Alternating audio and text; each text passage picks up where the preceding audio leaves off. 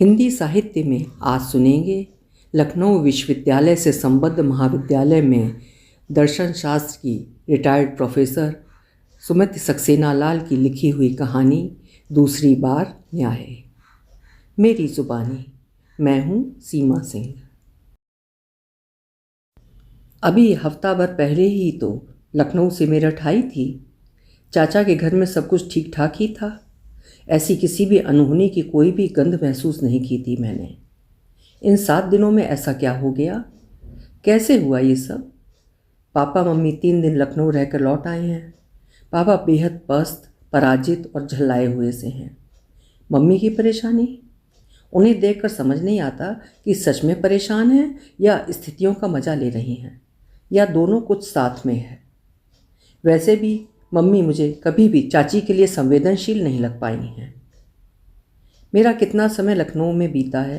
मेरी तो अधिकांश पढ़ाई चाची के पास रहकर ही हुई है, और अब नौकरी। वहाँ मुझे करीब 4 महीने बाद ज्वाइन करना है। चाची के साथ रहकर नौकरी करने की कल्पना मात्र ही मुझे खुशी से भर गई थी। पर चाचा के घर जो कुछ हुआ है उसे सुनकर मैंने मम्मी से साफ कह दिया था कि अब मुझे लखनऊ नहीं जाना। किसी भी और शहर के किसी भी कॉलेज में चली जाऊंगी। पापा ने सुना तो बौखला गए थे। पापा के अनुसार आज भी वो कॉलेज लखनऊ का ही नहीं, यूपी का भी बेस्ट कॉलेज है। फिर लखनऊ एक समझा बूझा शहर है। गनीमत है पापा ने हमेशा की तरह लखनऊ पुरखों की देहरी है वाली बात नहीं दोहराई थी। नहीं तो शायद मेरे मुंह में कुछ कड़वा, कुछ ऐसा जो मुझे नहीं कहना चाहिए, निकल जाता। पापा मेरा जिद्दी स्वभाव जानते हैं। मेरी उस आदत से शायद घबराते भी हैं, इसीलिए काफ़ी देर डांट कर एकदम ढीले पड़ गए थे।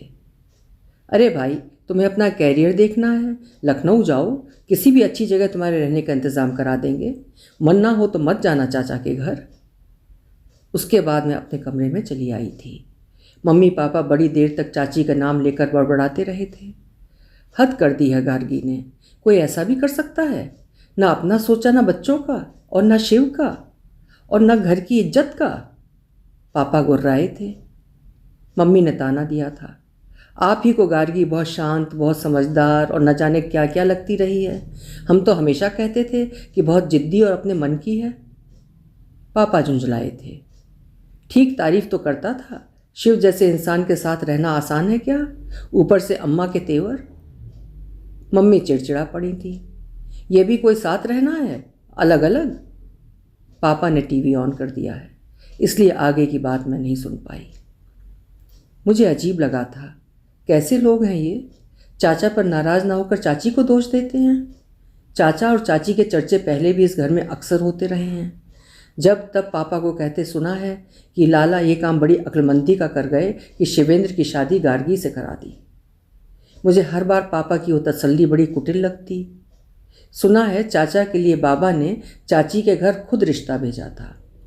बाबा शहर की जानी मानी हस्ती थे, इसलिए चाची के घर सबका खुश होना स्वाभाविक ही था। मगर सच बात यह है कि घर के भंडार अंदर से खाली हो चले थे। सब कुछ बाबा की शराब और रेस कोर्स की भेंट चढ़ चुका था। पापा बाबा की दूरदर्शिता की तारीफ करते नहीं थकते। लाला जानते थे कि शिव कुछ खास कर नहीं पाएंगे। गार्गी भी बहुत समझदार निकली। अपनी नौकरी, घर के काम, पुरखों की उस देहरी के स्टेटस, शिव और अम्मा के मिजाज, सबको खूब संभाल लिया उसने। मुझे हमेशा लगता था कि चाची को इससे बेहतर जीवन और जीवन साथी मिलना चाहिए था। एक बार मम्मी से कुछ ऐसा ही कह दिया था तो चिढ़ गई थी वे। क्यों, क्या कमी है शिव में? फिर ऐसी भी क्या खासियत है गार्गी में? यूनिवर्सिटी में पढ़ाती है तो क्या, बहुत सी औरतें करती हैं नौकरी। और अगर है भी खासियत तो ये तो गार्गी के घर वालों की मुसीबत थी, उन्हें देखना तोलना चाहिए था। हम लोग तो जाकर ये कहते नहीं कि तुम्हारी लड़की बेहतर है हमारे लड़के से। मम्मी शायद कुछ गलत नहीं कहती, पर फिर भी उनकी सोच बहुत असंवेदनशील लगती है मुझे। वैसे इस मुद्दे पर मम्मी से बहस नहीं की जा सकती। मम्मी चाची की सुपीरियरिटी को स्वीकार नहीं कर पाएंगी, शायद समझ भी नहीं पाएंगी। चाची से मैंने कुछ दिन के लिए अंग्रेजी पढ़ी थी, तब वे एक भिन्न रूप में मेरे सामने आई थी। जब वे पढ़ाती मैं मुग्ध भाव से उनको देखती सुनती रह जाती। भाषा पर उनकी पकड़, भावों की गहराई तक उतर कर अर्थ को समझाने की कला, किसी भी प्रसंग को उसके ऐतिहासिक संदर्भ के साथ व्याख्या करने का ज्ञान, उनकी आंखों की चमक, चेहरे पर आते हुए उतार चढ़ाव, मैं मुग्ध हो जाती। थोड़ी देर बाद उनको किचन, घर के कामों में उलझा देखती तो लगता कैसे इतने शांत सहज भाव से भिन्न भिन्न भूमिकाओं का निर्वाह कर लेती हैं। चाची जैसे मेरी रोल मॉडल बन गई थी। अजीब सा अंतरंग मित्र भाव रहा है मेरा उनके साथ। जब हम दोनों साथ होते तो उम्र और रिश्ते दोनों ही दूरियों को एकदम भूल जाते हैं। जब से लखनऊ आई हूँ तब से चाचा का घर, चाची, वे सब लोग दिमाग में घूमते रहते हैं। इसी शहर में अपना घर, अपने लोग हैं, फिर भी मेरा मन भर आता है। तभी देखा गेट से चाचा की गाड़ी अंदर आ रही है। लगा था सारा खून उछल कर सिर पर हथौड़े सा चोट कर रहा है। चाची का सामना कैसे करूँगी? कैसी हो गई होंगी वे अब? चाची मुझे देखकर हंसती हैं, वही पुरानी हंसी, बेहद प्यार और अपनेपन से भरी। चाची भरी भरी सी लगती हैं, एकदम स्वस्थ और प्रसन्न। मुझे विस्मय का एक झटका लगता है। उनका पांव छूने को झुकी तो उन्होंने मेरी पीठ पर एक धौल लगाकर मुझे बाहों में भर लिया था। चलो तुम्हें लेने आई हूँ। मुझसे कुछ कहते नहीं बनता। चाची फिर हंसती हैं। बिटिया रानी अब इतनी बड़ी हो गई कि अलग रहेंगी, एकदम अपनी मर्जी की मालिक। चाची मेरे माथे को अपनी उंगलियों के धक्के से हिलाती हैं। क्यों मैडम? मैं अपने इनकार को शब्द नहीं दे पाती। अस्पष्ट सा बुदबुदाती हूँ। पापा मम्मी के सामने जैसे स्पष्ट ऐलान कर दिया था कि चाचा के घर नहीं जाऊंगी, वैसा चाची के सामने नहीं बोल पाती। चाची कुछ क्षण मुझे ध्यान से देखती हैं, जैसे मेरे मन के शब्द पढ़े हों उन्होंने। अमृता, वो घर चाचा का ही नहीं, चाची का भी है। मेरी सांसों में आंसू के बुलबुले अटकने लगते हैं। इसीलिए तो चाची उस घर में जाने की हिम्मत नहीं होती। भारी हो गए माहौल को चाची अपनी हंसी से हल्का कर देती हैं। क्यों भाई, वहाँ क्या कोई शेर चीते रहते हैं? चलो तो। मैं खिड़की के बाहर देखने लगती हूँ।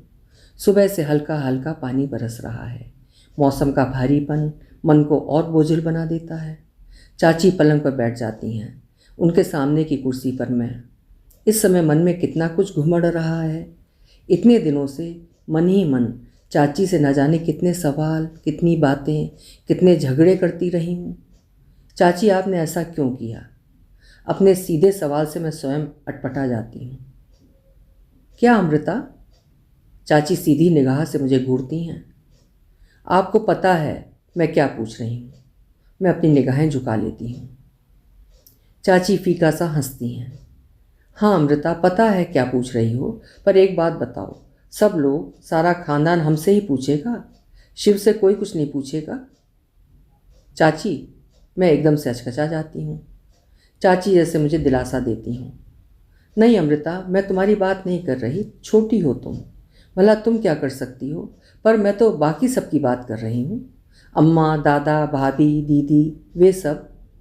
हमसे ही सवाल, हमसे ही नाराज़गी कि ऐसा क्यों किया। शिव से अगर कुछ कहा भी गया होगा तो हमारे सामने नहीं कहा गया, फिर कहा भी क्यों होगा? यदि कहने वाले ही होते तो आज। चाची अपनी बात बीच में ही छोड़ देती हैं। वे बड़ी देर तक चुप रहती हैं। उनकी निगाहें खिड़की के बाहर भटकती रहती हैं। वे उदास नज़रों से मेरी तरफ देखती हैं। उनके स्वर में थकान है। अमृता, तुम्हारे इस 4 शब्दों के सवाल का जवाब 2 वाक्यों में नहीं दे पाऊंगी। वे फिर चुप हो जाती हैं, कुछ सोचती रहती हैं। शादी होकर आई थी तो मन में एक अजब सा रोमांटिसिज्म था, पति के लिए, पति के घर वालों के लिए, उस घर की दीवारों तक के लिए। चाची खिसियाया सा हंसी हंसती हैं, कुछ सोचती रहती हैं और मेरी तरफ देखती रहती हैं। बोलती हैं तो उनकी आवाज़ भर्रा जाती है। सब खत्म कर दिया शिव ने, तुम्हारे घर वालों ने। चाची के चेहरे पर एक वीरानगी है। कितनी तरोताज़ा और प्रसन्न सी आई थी वे। मैं चाची के पास खड़े होकर उनके कंधे पर हाथ रख देती हूँ। चाची छोड़िए, मत करिए वो सब बात, मैं गिड़गिड़ाती हूँ। और मैं चाची के घर चली आई थी। चाची एकदम पहले जैसी ही हैं, उतना ही प्यार, उतना ही अपनापन, चेहरे पर वैसा ही शांत भाव। फिर भी कहीं लगता है कि चाची बदल गई हैं। अव्यक्त ही सही, स्वर में एक स्पष्ट अधिकार है जो पहले नहीं था। घर आई तो हमेशा की तरह दादी अपनी खटुलिया पर बैठी थी। मैं उन्हें प्रणाम कर उनसे वहीं बात करने लगी थी। एक अनजान लड़की, यही कोई 26-27 साल की, एक ट्रे में चाय नाश्ता लेकर आ गई थी। शायद यही छोटी है। मैं अचकचा जाती हूँ। चाची अपने कमरे की तरफ मुड़ गई थी। अमृता मेरे कमरे में ही चाय पिएगी। दादी ने अपना वाक्य बीच में ही अधूरा छोड़ दिया था। छोटी ट्रे उठाकर उधर ही चल दी थी। मैं भी कमरे में आ गई थी। चाची मेरी चाय छानने लगी थी। कमरे के बाहर जाती छोटी की पीठ की तरफ चाची देखती रहती हैं। चाची की आवाज़ थकी सी लगती है। शिव ऊंची ऊंची बातें करते, आदर्शों की, पारिवारिक मूल्यों की, निष्कपटता और सच्चाई की। मुझे शिव का उपदेश सा देता महानता भरा स्वर, बात करने की वो शैली अच्छी नहीं लगती। पर फिर ये भी लगता कि शिव और मैं दो अलग तरह के इंसान हैं। पर उन बातों को सच मान मुझे शिव के एक निष्ठ प्यार पर भरोसा था। चाची फीका सा मुस्कुराती हैं। फिर जब कभी शिव की बातों से, उनके व्यक्तित्व से ऊब बढ़ जाती तो लगता जैसे गले में शिव के प्यार का फंदा पड़ा हो। मेरा दम घुटता। चाची की आवाज़ कांपने लगती है। लगता अगर शिव मुझे इतना प्यार ना करते होते तो कितना सरल हो जाता मेरे लिए। मैं छुटकारा तो पा लेती, चली जाती छोड़कर। चाची फिर खिसियाया सा हंसती हैं। इंसान अपने आप को ही कितना कम जानता है अमृता। जब सामने इतना बड़ा जीता जागता 5.25 फीट का कारण आकर खड़ा हो गया, तब भी मैं ये घर छोड़कर कहाँ गई। चाची झुककर अपने पैरों को देखती रहती हैं। मेरी आंखें भर आती हैं। मन करता है उनके दुखते मन को सहला दूं। मैं धीमे से उनके घुटने पर अपना हाथ रखती हूँ। चाची चौंक कर मेरी तरफ देखती हैं। उनके स्वर में आजिज़ी है। उन बातों के भ्रम में 1-2 नहीं 14 साल गुजर गए थे अमृता।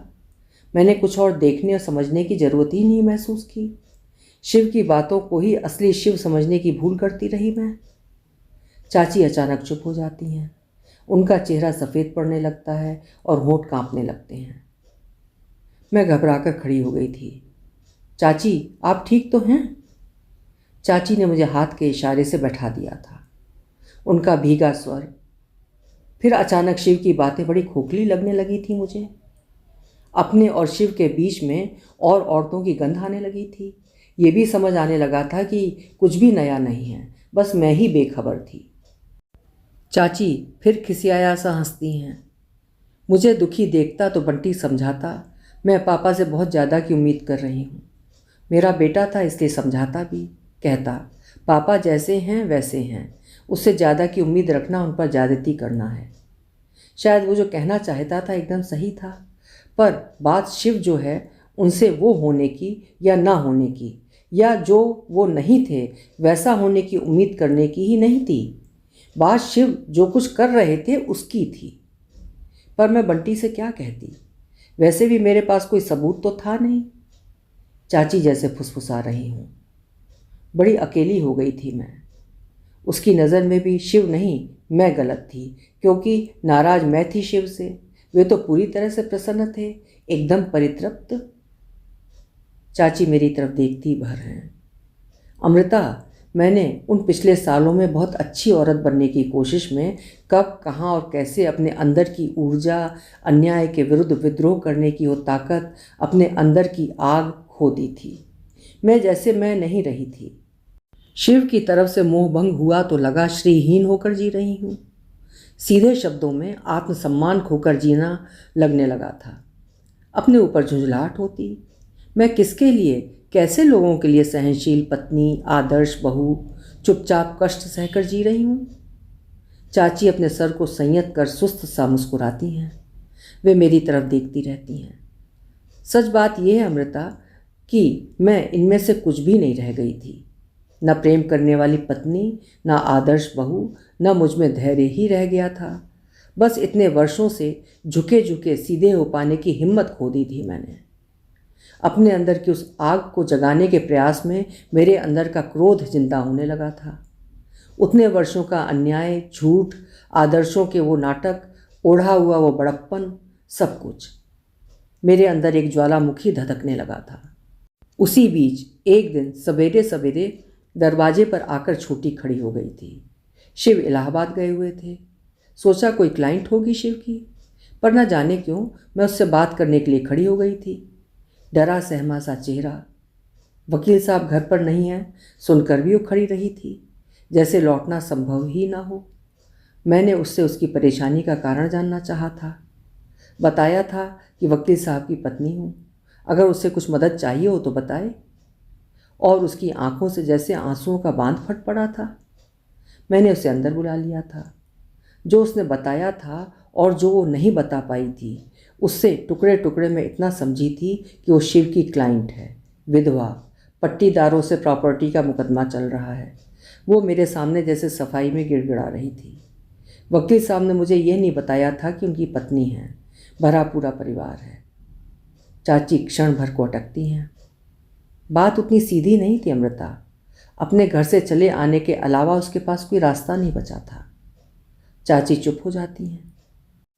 फिर मुझे पता है फिर क्या हुआ था, फिर भी मेरे मुंह से अनायास प्रश्न निकला था। फिर चाची के चेहरे पर कातर सी मुस्कान आती है। फिर मैंने गेस्ट रूम के बगल वाला कमरा ठीक करा दिया था। बंटी ने ऐतराज़ नहीं किया था। चाची फिर फीका सा मुस्कुराती हैं। पूछा था ये कौन है। अब क्या बताती कि वो कौन है, पर हर बात हर किसी को सिलसिलेवार बताने की ज़रूरत नहीं पड़ती अमृता। सच टुकड़ों टुकड़ों में अपने आप उजागर हो जाता है, पूरा का पूरा, सबके सामने। चाची जैसे आत्मलाप कर रही हैं, और ऐसे किस्से तो अपरिचितों तक के लिए चर्चा की बात बनते हैं। चाची की आंखों से आंसू गिर रहे हैं। अगले दिन शिव लौटे थे। छोटी को बैठा देखकर एकदम सकबका गए। मेरे पीछे पीछे मेरे कमरे में आए थे। पूछा क्यों आई है ये औरत यहाँ पर। बात की तो मेरे ऊपर गुर्राए भी, धमकाया भी, आंखें भी तरे रहीं। फिर मनाया भी, गिड़गिड़ाए भी। कहा झूठ बोलती है ये औरत। फिर भी तुम्हारी तसल्ली के लिए तुमसे माफ़ी मांग सकता हूँ। तुम्हें ऐसे ही लगता है तो मेरी सफाई देने से नहीं मानोगी तुम। चलो अपनी ज़िंदगी की नई शुरुआत करते हैं। आगे जैसे चाहोगी रहूँगा मैं। चाची का थका हुआ स्वर जैसे मीलों चलकर। कितनी आसानी से शिव कुछ भी कर, कुछ भी सोच सकते थे, पर मेरे लिए ज़िंदगी ताश की बाजी नहीं थी कि पत्ते गलत बट गए तो गड्डी मिलाई, दोबारा बांटा और नई बाजी शुरू कर दी। उनके लिए जीवन सस्ता सा खेल था जिसे मनचाहे ढंग से खेला जा सकता था। सबको पता चला तो परिवार में कोहराम समझ गया था। मेरठ से दादा, भाभी, भोपाल से दीदी दौड़ी चली आई थी। छोटी की पेशी की गई थी। कहा गया था इसे निकाल फेंको घर से, पर मैं अड़ गई थी। अपने निर्णय के साथ पहली बार तुम्हारे घर वालों के सामने विरोध में खड़ी हो गई थी। बताओ ना अमृता, उस हाल में मैं उसे कहाँ फेंक देती। मैं बेचैन हो जाती हूँ। कैसे सह पाई आप इतना, कैसे कर पाई आप इतना बड़ा त्याग। चाची आंखें पोंछकर फीका सा हंसती हैं। नहीं अमृता, झूठ नहीं बोलूँगी, वो त्याग नहीं था। बहुत अचानक हो गया था वो। अन्याय के विरुद्ध किसी को न्याय दिलाने जैसी चेष्टा। चाची जैसे कुछ सोचती हैं। नहीं, खाली वो भी नहीं, शायद वो एक प्रतिशोध भी था। शायद मैंने छोटी को तुम्हारे चाचा के विरुद्ध, पूरे राठौर परिवार के विरुद्ध एक हथियार की तरह इस्तेमाल किया था। शायद। चाची अपने सिर को झटका देती हैं। मुझे नहीं पता अमृता, मैंने क्यों और कैसे इतना बड़ा निर्णय ले लिया था। शायद मैं उस समय कुछ समझने बूझने सोचने की मन स्थिति में नहीं थी। बंटी को मैं अपना वाक्य पूरा नहीं कर पाती, हकला जाती हूँ। चाची मेरी बात बीच में ही काट देती हैं। हाँ अमृता, बंटी को मैंने बहुत बड़ी चोट दे दी थी। उसके कोमल मन के लिए वो बोझा बहुत बड़ा था, पर कहा ना, वो सब अचानक हो गया था। मेरे मन के पास कुछ सोचने का समय ही नहीं था। चाची बड़ी देर तक चुप रहती हैं, पर उस ताप में वो खरा ही हुआ था शायद। दादा, भाभी, दीदी सब हार कर वापस चले गए थे। बंटी के इम्तिहान चल रहे थे। मैं एकदम टूट चुकी थी, स्थितियों से, घर के लोगों से, अपने आप से जूझते मैं पस्त हो चुकी थी। मुझे लग रहा था बंटी की अपराधी हूँ मैं, एक अकेले उसकी अपराधी। इसलिए उससे बात करना ज़रूरी था। उसके कमरे में गई थी। वो अचानक बड़ा हो चुका था, बेहद समझदार। मैं उसके पास जाकर खड़ी हो गई थी। मैंने उससे सॉरी बोला था। तुम क्यों सॉरी कह रही हो? वो उठकर खड़ा हो गया था। और तुम परेशान मत हो, मैं एकदम ठीक हूँ। वो मुस्कुराया था। तुम्हारा बेटा हूँ ना? बंटी मेरे गले से लग गया था। मुझे गर्व है तुम पर माँ। इतना बड़ा होने के बाद वो पहली बार मेरे गले से लगा था। वैसे बंटी आहत था, पर मुझे संतोष था कि वो सत्य के साथ जीना सीख चुका था। बंटी ने मेरे निर्णय को स्वीकारा और सराहा था। जो थोड़ी बहुत ऊहापोह मन में रह भी गई थी वो समाप्त हो गई थी। चाची आप घर छोड़कर? हाँ अमृता, यूनिवर्सिटी में अनु ने भी यही कहा था। क्यों रह रही हो उस घर में? कैसे रह पा रही हो? पर इतने वर्षों ने मेरी सोच को बदल दिया था, स्थितियों से जूझने के मेरे तरीके को भी। लगा था क्यों छोड़ूं ये घर। लगा था गलती आदमी करता है, घर औरत क्यों छोड़ती है? क्यों छोड़ना पड़ता है उसे घर? घर तो वही बनाती संवारती है ना। हमारे कानून बनाने वाले, हमारी महिला संस्थाएं क्यों नहीं करते कुछ? खैर छोड़ो। पर मुझे लगा था मैं इस घर के बिना नहीं जी सकती। शिव से, शिव के घर वालों से मैं उबर चुकी थी, पर यह घर, इस घर की एक एक दीवार, एक एक कोना मेरा बिंब था। घर छोड़ने की सोच से मेरा दिल फटने लगा था। चाची अपने दोनों हाथों का क्रॉस बनाकर अपने सीने पर रख लेती हैं। I could feel that loss, that pain here. चाची मेरी तरफ को झुक जाती हैं। मेरे चेहरे पर टिकी उनकी आंखें और बड़ी लगती हैं। समझ रही हो ना अमृता? चाची की आवाज़ में थकान है। मैं अपने आप को और बंटी को और तकलीफ़ नहीं देना चाहती थी, इसलिए घर छोड़ने की बात दिमाग से निकाल दी थी। सच कहूँ तो मैंने वैसा करने की ज़रूरत ही नहीं महसूस की थी। कभी ये लगा ही नहीं कि ये घर मेरा नहीं शिव का है। ये भी नहीं लगा था कि शिव से टूटकर मुझे घर छोड़ देना चाहिए। बंटी मेरे पास था, मेरे साथ था। घर छोड़ने की मांग उसने भी नहीं की थी, बस अपने पापा से कतराने लगा था, अपनी दादी से भी। वो मेरे इर्द गिर्द रहने लगा था और मैं उसके। चाची चुप हो जाती हैं, बड़ी देर तक चुप रहती हैं। चाची अपनी आंखें पोंछकर मेरी तरफ देखती हैं। अगर शिव सच में किसी अन्य के साथ हो जाते तो टूटती मैं तब भी, पर शिव को खोने का दर्द तो रह जाता दिल में। इस बार चाची के पास आकर संबंधों के अलग अलग आयाम परत दर परत मेरे सामने कितने भिन्न ढंग से खुलते गए हैं। इन कुछ महीनों में मेरी सोच को कितना परिपक्व, कितना गहरा बना दिया है। चाची से मुझे हमेशा प्यार महसूस हुआ है, वो मुझे हमेशा अच्छी लगी हैं, पर इस बार वो मुझे भिन्न ढंग से अपनी सी लगने लगी हैं, बेहद आत्मीय। लगता है जैसे मैं उनके अकेलेपन में शामिल हूँ।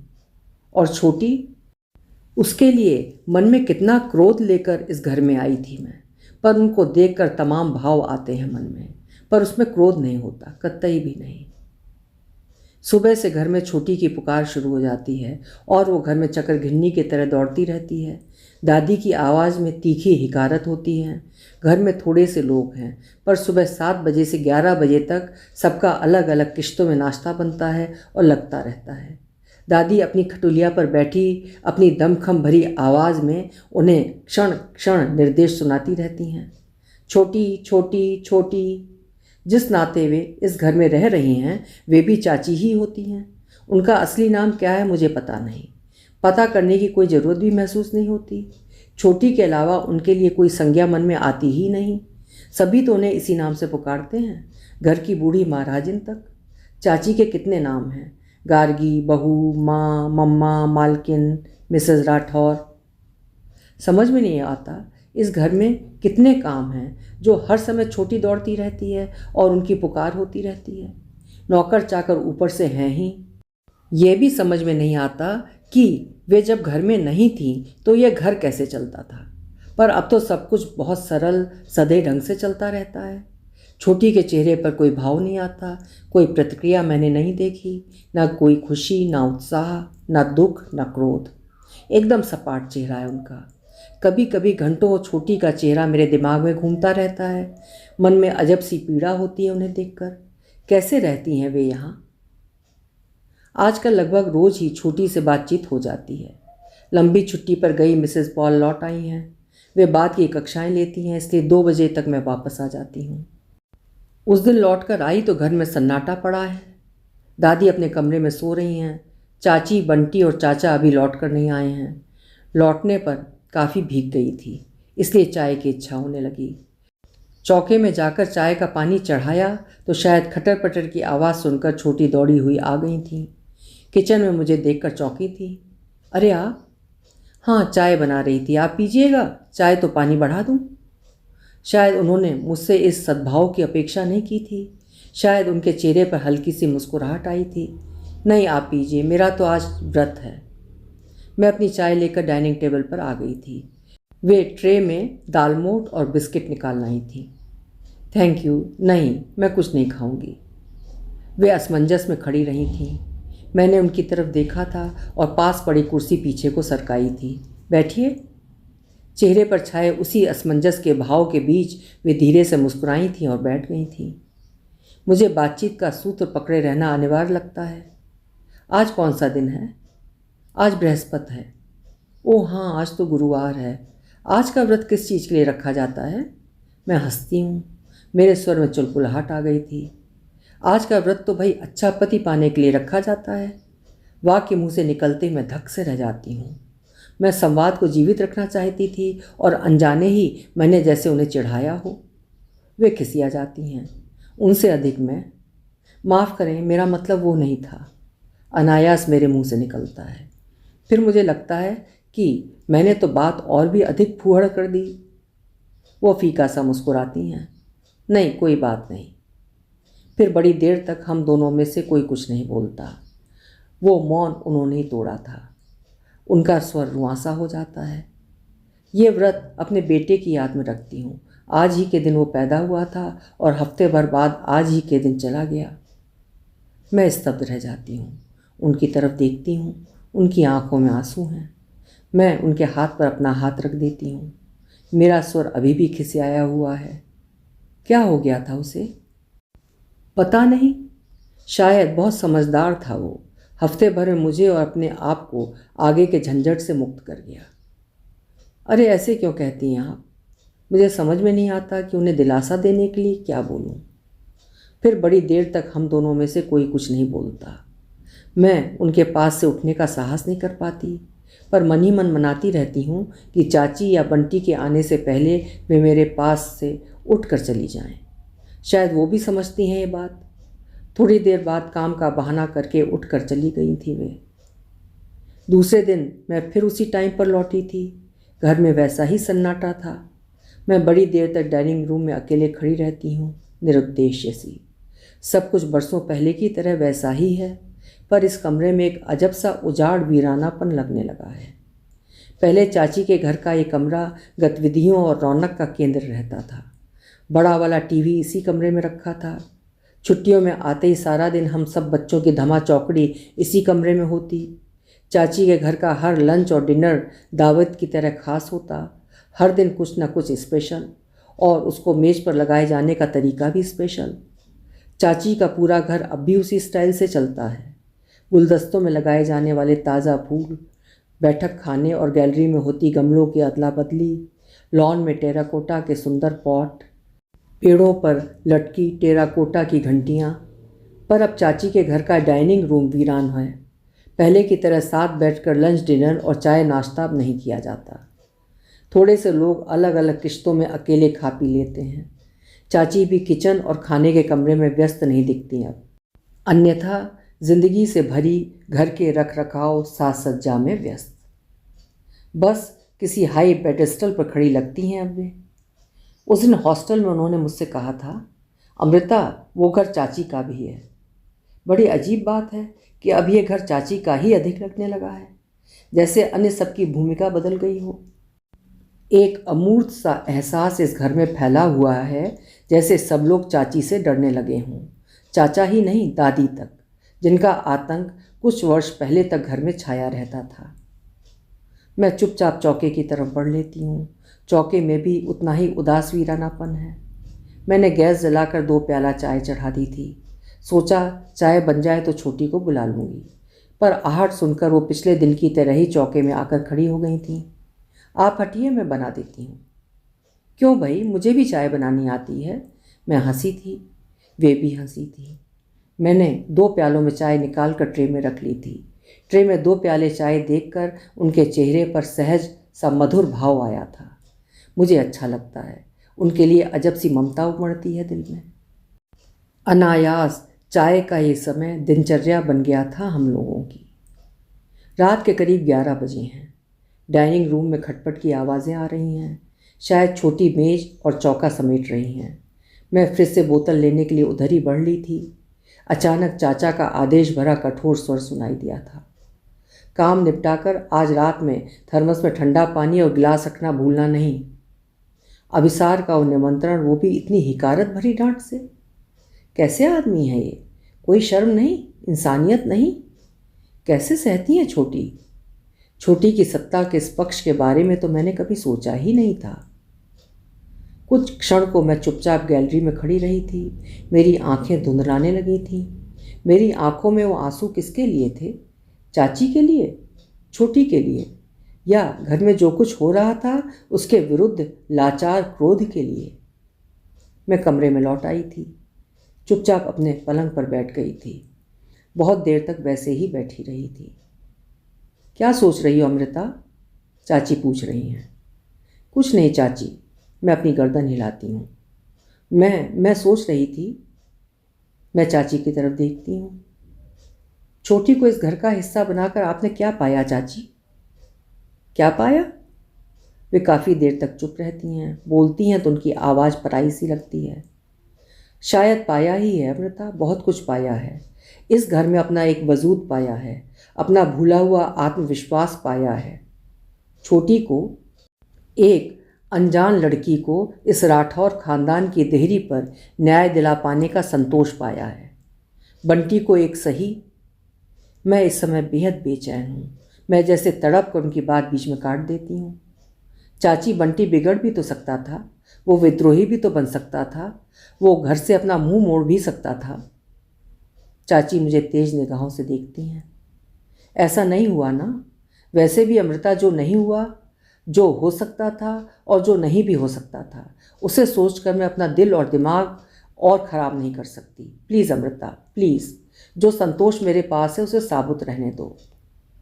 मैं एकदम खिसिया जाती हूँ। आई एम सॉरी चाची। लगता है ठीक ही तो कह रही हैं। चाची का चेहरा पिघलता सा लगता है। उनकी आवाज़ नरम पड़ जाती है। नहीं अमृता, वे सोच में पड़ जाती हैं। बोलती हैं तो आवाज़ में अजब सी अटकन होती है, जैसे रुक रुक कर बोल रही हूँ। तुम पूछ रही थी मैंने क्या पाया? पाया, इस घर में अपने लिए एक अलग बेडरूम पाया है। तुम्हारे चाचा से मुक्ति पाई है, उस आदमी से पूरी तरह से मुक्ति। मैं सन्न रह जाती हूँ। एक ही स्थिति के कितने आयाम हैं। मेरी खुली आंखों के सामने किसी चलचित्र की रील की तरह चाचा के कमरे में छोटी की लाचार उपस्थिति घूम जाती है। इतनी देर से रुका हुआ बांध मेरी आंखों से बह निकलता है। चाची हड़बड़ा जाती हैं। अरे अमृता, अरे क्या हुआ? वे उदास हो जाती हैं। तुम बच्चों को लेकर बड़ा अपराध बोध महसूस करती हो बेटा। कितनी कम उम्र में जीवन के कितने बदसूरत पक्ष से तुम लोगों का साक्षात्कार हो गया, हमारी वजह से। चाची मेरी तरफ देखती रहती हैं। एक बात कहूँ अमृता, जो कुछ तुम्हारे इतने नज़दीकी लोगों के साथ हुआ है या हो रहा है, उससे दुनिया को लेकर कोई नेगेटिव नज़रिया मत बना लेना। यही बात बंटी को भी समझाती हूँ। जो कुछ हुआ मेरे साथ वो मेरा भाग्य था, पर सबके साथ तो ऐसा नहीं होता ना। बहुतों के लिए ज़िंदगी बहुत सुंदर भी होती है। सच कह रही हूँ अमृता, इस सब के बावजूद मेरा मानवीय मूल्यों पर से विश्वास नहीं डिगा, एक क्षण को भी नहीं। आज भी शैली, बायरन, कीट्स पढ़ाते समय, रोमांटिसिज्म डिस्कस करते समय मुझे उतना ही आनंद मिलता है। प्रेम की, दर्द की कविताएं मुझे उतनी ही गहराई से छूती हैं। किसी भी प्रेमी जोड़े को देखकर बड़ा मधुर सा एहसास होता है। चाची का चेहरा पिघलता सा लगता है। मैं उन्हें मुग्ध भाव से देखती रहती हूँ। वे बार बार नए रूप में मेरे सामने आती हैं। चाची मधुर सा हंसती हैं। तुम तो साहित्य की विद्यार्थी हो, समझ रही हो ना मेरी बात? हाँ चाची। वे हंसती हैं और हंसते हुए स्विच बोर्ड की तरफ बढ़ जाती हैं। अच्छा अब सो जाओ, नहीं तो बातें करते हुए हम लोग आज भी आधी रात कर देंगे। मुझे आधी रात तक नींद नहीं आती। चाचा चाची की ज़िंदगी से जुड़े कितने प्रसंग, कितनी बातें याद आती रहती हैं। चाचा की जब शादी हुई तब मैं 10-11 साल की रही होंगी, पर वो शादी, चाची का घर में प्रवेश, बाबा के घर में मनने वाला जश्न, मुझे सब याद है। शहर में इस शादी के चर्चे थे क्योंकि बारात में केवल 11 लोग गए थे। हर रस्म पर 1 रुपये से शगुन किया गया था। बाबा बेहद बुद्धिमान थे। चाची के घर से किसी भव्य आयोजन की अपेक्षा वे कर नहीं सकते थे, अतः आदर्श का नाम देकर उन्होंने उस सादे आयोजन को अपनी महानता का सुंदर जामा पहना दिया था। उस छोटी उम्र में भी मैं पापा और बाबा के बीच होने वाली वार्ता के अर्थ पूरे के पूरे समझ सकी थी। चाची और उनका परिवार बाबा के एहसान तले दब सा गया था। चाची के व्यक्तित्व में एक अजब सा माधुर्य था। शांत चेहरे पर बड़ी बड़ी आँखें और मीठी सी मुस्कान। नौकरी के बीच भी उन्होंने थोड़े ही दिनों में घर की सजावट, बाग बगीचे, रसोई की व्यवस्था सब संभाल ली थी। बाबा इस शादी से बेहद खुश थे। मुक्त कंठ से चाची के सामने भी और उनके पीछे भी उनकी प्रशंसा करते नहीं थकते। बाबा की बात काटने का साहस किसी के पास नहीं था, पर दादी, मम्मी, बुआ सबके मुंह बिगड़ जाते। साधारण घर से आई चाची की इतनी प्रशंसा सबके लिए असह्य हो जाती। सिर्फ पापा बाबा की हाँ में हाँ मिलाते। दादी पीछे बड़बड़ाती, सठिया गए हैं, बस एक वही पढ़ी लिखी विद्वान दिखती है। यहाँ तो बड़ी बहू भी एमए है, लता तो एमएससी है, करना चाहती तो यूनिवर्सिटी में नौकरी उसकी भी लग गई होती। चाची बाबा के बीच एक अजब सा रिश्ता था, अपनेपन से भरा। बाबा के निधन पर चाची बहुत रोई थी। महीनों उनके चेहरे पर एक उदासी, वीरानगी छाई रही थी, जैसे इस घर में वो अकेली छूट गई हों। शायद चाची सच में अकेली ही छूट गई थीं। बाबा के जाने के बाद चाचा का आधिपत्य और अहंकार और अधिक मुखर हो उठा था। शायद चाचा जानबूझकर कुछ नहीं करते, पर उनका खुरदुरापन बिना किसी अंकुश के और फुहड़ हो गया था। चाची ने घर में अपनी सारी आमदनी, सारी ऊर्जा झोंक दी थी। घर में स्टाइल दिखने लगा था। चाचा शुक्रगुजार नहीं हुए थे, बल्कि उनके नखरे और बढ़ गए थे। कभी मेज पर क्रॉकरी ठीक से नहीं लगी हो, कभी नाश्ते खाने में कोई कमी महसूस हो तो चाचा नौकरों पर चिल्लाते, चाची को घूर कर देखते। कभी कभी लगता जैसे चाचा अपना शासन दिखाने के लिए गलती खोजते हैं। दादी, मम्मी, बुआ, किसी को चाचा के जंगलीपन से कभी परेशान या हैरान होते नहीं देखा गया। मुझे अजीब लगता, मुझे दुख लगता। घर वाले शायद यही चाहते हैं कि चाचा चाची पर हावी रहें। चाचा कभी भी, कहीं भी, किसी के सामने भी कैसे ही बात कर देते। चाची का खिला चेहरा उतर जाता। चाचा अपनी ही रौ में मस्त रहते। चाची के उतरे चेहरे या नम आँखों की तरफ भी उनका कभी ध्यान ही नहीं जाता। चाचा के तौर तरीकों से चाची कभी कभी बेहद अस्थिर और परेशान सी लगती। अभी चीखा चिल्लाया, डांटा फटकारा, अभी ठहाके लगाने लगे, क्षण भर में प्यार से बातें करने लगे। पर चाची को एक मूड से दूसरे मूड में आने में घंटों, कभी कभी दिनों लग जाते। पर वैसे चाचा हर समय चाची के आसपास मंडराते रहते, हर समय गार्गी की पुकार करते रहते। चाचा की गैरहाजिरी में चाचा अधूरे से लगते। कितनी योग्य थीं चाची, कितना कुछ मिलना चाहिए था उन्हें, और कैसे लोगों के बीच आ गईं। असंवेदनशील, पाखंडी, सब कुछ करने के बाद भी वे अच्छी पत्नी साबित नहीं हुई, क्योंकि खुशी उन दोनों के संबंधों के बीच नहीं थी। अभी ही नहीं, बहुत सालों से नहीं थी। चाचा के पास, दादी के पास या पूरे परिवार के पास चाची से शिकायत का मुद्दा ही क्या था, सिवाय इसके कि उन्हें पता था कि वे खुश नहीं हैं। दूसरा चाहे जो कुछ करे, पर वे पत्नी हैं तो उन्हें पति से, ससुराल से खुश रहना ही चाहिए। दुखी होना उनकी सबसे बड़ी खता हो गई। ना जाने कितनी बार दादी और मम्मी को बात करते सुना है मैंने। दादी बड़बड़ाती कि ऐसा क्या कर देता है शिव, मर्द औरतों को न जाने कितना सताते हैं।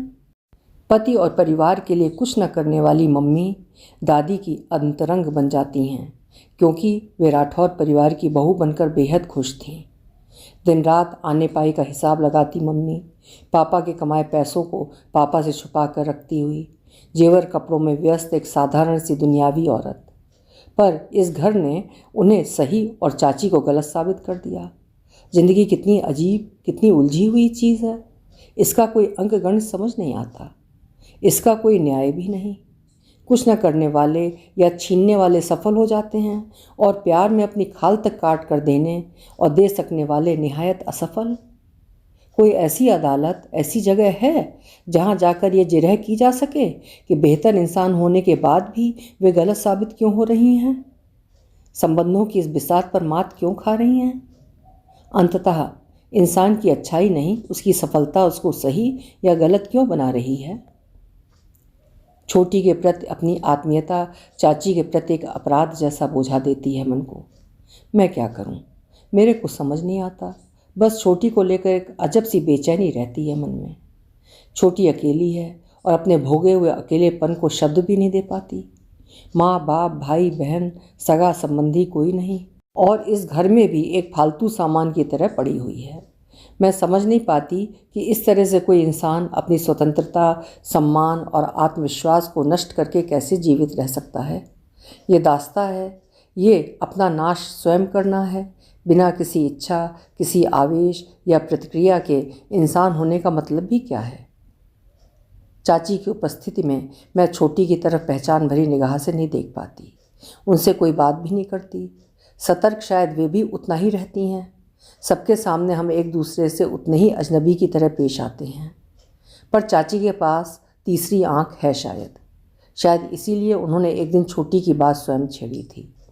मैं भरसक उस प्रसंग को टालती रही थी और मूक श्रोता की तरह बिना किसी टिप्पणी के बैठी रही थी, पर मैं बहुत देर चुप नहीं रह पाती। कुछ भी कहिए चाची, मुझे तरस आता है उस पर। चाची प्रश्न भरी निगाह से मुझे देखती हैं। छोटी मशीन की तरह रात दिन काम में दौड़ती रहती है, उसकी बात कर रही हो। अमृता इस घर में अपनी जगह बनाए रखने का उसका अपना तरीका है। मुझे मानना पड़ेगा कि उसने बहुत बुद्धिमानी से अपने आप को इस घर और घर के लोगों के लिए उपयोगी बनाकर अपना जीना आसान कर लिया है। नहीं, मैं सिर्फ काम की बात नहीं कर रही चाची। बहुत कोशिश करने के बाद भी अपने स्वर को मैं आवेश से नहीं रोक पाती। अपने अनजाने में मैं जैसे छोटी की वकालत करने लगती हूँ। इतने लोगों के बीच रहकर भी एकदम अकेली हैं वे, एकदम अपने आप में अकेले में जी रही हैं वे। एक अपराध की इतनी बड़ी सज़ा चाची, मेरी आंखों में आंसू आ जाते हैं। चाची मुझे तीखी निगाह से घूरती हैं। तुम क्या सोचती हो, क्या चाहती हो कि मैं छोटी को बाहों में भर सीने से लगा दूसरी औरत होने के लिए उसकी पीठ सहलाकर उसका दुलार करूं? चाची की आवाज़ आवेश से कांपने लगती है। बताओ अमृता, मैं क्या करूं? या मुझे क्या करना चाहिए? मैं उसे 24 घंटों की कंपनी दूं? उसे साथ लेकर गंजिंग करूं? अपने और बंटी के साथ घुमाने ले जाऊं? चाची की आवाज़ भर्राने लगती है। ये मेरे लिए संभव नहीं है। मैं नहीं कर पाऊंगी ये। मुझसे उतने की उम्मीद रखना भी मत। चाची मुझे वैसे ही देखती रहती हैं। मैं अचकचा कर अपनी निगाहें झुका लेती हूँ। मैं सच में नहीं जानती कि इस स्थिति में मुझे क्या कहना चाहिए। मेरे पास चाची के सवाल का कोई उत्तर नहीं है। चाची की आवाज़ कांपती सी लगती है। तुमने कहा कि छोटी के एक अपराध की इतनी बड़ी सज़ा? कैसा अपराध? सच बात तो ये है कि मैंने अमृता छोटी को कभी अपराधी नहीं समझा, मगर इस सच को नहीं झुठलाया जा सकता कि वो मेरे जीवन में दूसरी औरत है। और सज़ा? चाची कुछ देर सोचती रहती हैं। सच कहो अमृता, सज़ा क्या मैंने नहीं पाई? दूसरी औरत के साथ एक घर में रहना, बहुत कुछ देखकर सुनकर अनदेखा अनसुना करते रहना सज़ा नहीं है क्या? बोलो तो, मेरा अपराध क्या था? चाची चुप हो जाती हैं और मेरे पास बोलने के लिए कुछ भी नहीं है। मैं मन ही मन अपना सिर धुनती हूँ, जैसे मैंने छोटी का प्रसंग क्यों छेड़ा। चाची को कैसे समझाऊं कि छोटी की वकालत में चाची ने जो कुछ कहा है उसमें मेरा आशय चाची पर आरोप लगाना या किसी भी तरह उन्हें आहत करना नहीं था। चाची मेरे लिए बेहद आदरणीय और बेहद बेहद प्रिय हैं। उन जैसा बड़प्पन मैं सोच भी नहीं सकती, पर कुछ भी कहने के लिए मैं शब्द नहीं जुटा पाई। खिसियाई सी चुपचाप बैठी रहती हूँ। बड़ी देर तक हम में से कोई कुछ नहीं बोलता। चाची उठकर अलमारी में से अपनी नाइटी निकालकर बाथरूम की तरफ चली जाती हैं। थोड़ी देर में बेसिन का नल खुलने की आवाज़ आती है। शायद चाची ब्रश कर रही हैं। मैं जानती हूँ चाची अपने को स्वस्थ सहज करने तक का समय लगाएंगी। मैं बेचैन होने लगी हूँ। मेरे समझ में कुछ नहीं आता, क्या करूं। अपने पलंग से उठकर मैं चाची के पलंग के बगल में नीचे कालीन पर बैठ अपना सिर चाची की पाटी से टिका देती हूँ। काफ़ी देर बाद वे बाथरूम से निकली थीं। मैंने उनकी तरफ गर्दन उठाकर देखा था। मुझे लगा था मेरी आंखों का माफ़ीनामा पढ़ा है उन्होंने। वे धीमे से हंसी थीं। हाथ की शीशी से क्रीम निकाल कर अपनी हथेली पर रख उन्होंने खुली शीशी मेरी तरफ बढ़ा दी थी। अच्छा चलो सो जाओ अब। स्लीपर्स उतार कर वे पलंग पर बैठ गई थीं। बहुत देर तक चुपचाप बैठी रही थीं। भाग्य की दी हुई सज़ा से बाहर निकलने का रास्ता इंसान को स्वयं निकालना होता है। वे जैसे बुदबुदाती हैं। छोटी को वो रास्ता निकालने में अगर तुम उसकी मदद करना चाहोगी या करोगी तो मैं बुरा नहीं मानूंगी और उस रास्ते में रुकावट नहीं बनूंगी। इतना विश्वास तो मुझ पर कर सकती हो ना अमृता। चाची उस संवाद पर वहीं पूर्ण विराम लगाकर चुपचाप लेट जाती हैं। मैं सन्न रह जाती हूँ। क्या चाची ने ये वाक्य सिर्फ एक बात की तरह बोल दिया है या वो मुझे कोई राय देना चाह रही हैं? क्या कुछ इंगित कर रही हैं वे? मुझसे क्या अपेक्षित है? मैं देर तक सो नहीं पाती। मेरे मन में धीरे धीरे एक निर्णय पनपने लगता है। छोटी को जब सिर के ऊपर छत की ज़रूरत थी तब चाची ने उन्हें इस घर में आश्रय देकर उनके साथ न्याय किया था। अब इस घर की चार दीवारी से बाहर निकलने का रास्ता और संबल मैं दूंगी छोटी को। अभी आप सुन रहे थे सुमति सक्सेना लाल जी की लिखी हुई एक सशक्त कहानी, दूसरी बार न्याय। आशा है आपको पसंद आई होगी। कहानी अगर पसंद आई है तो उसे लाइक ज़रूर करिएगा और साहित्य प्रेमी मित्रों के साथ साझा भी करिएगा। बहुत बहुत धन्यवाद।